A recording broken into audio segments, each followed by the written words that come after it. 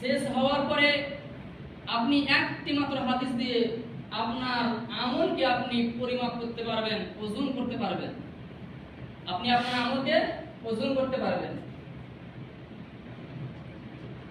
আল্লাহ রাসূল সাল্লাল্লাহু আলাইহি ওয়াসাল্লাম তিনি বলেছেন, রাগিমা আনফু রাসূলিন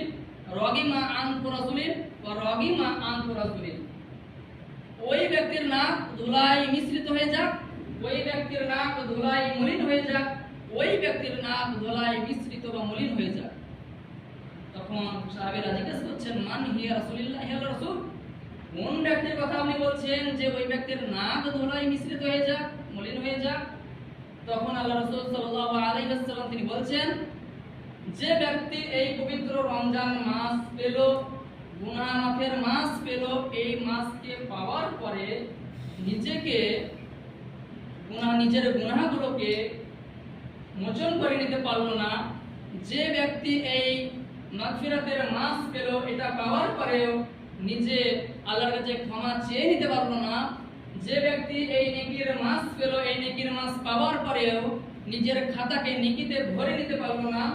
যে ব্যক্তি এই রমজান মাস পেল, এই রমজান মাস পাওয়ার পরে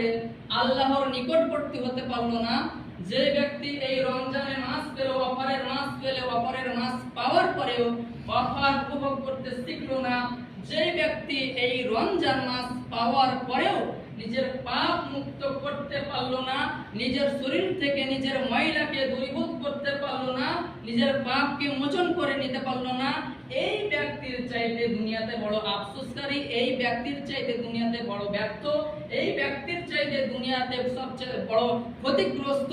এই ব্যক্তির চাইতে দুনিয়াতে সবচেয়ে বড় ফেইলার দুনিয়াতে আর কেউ হতে পারে না।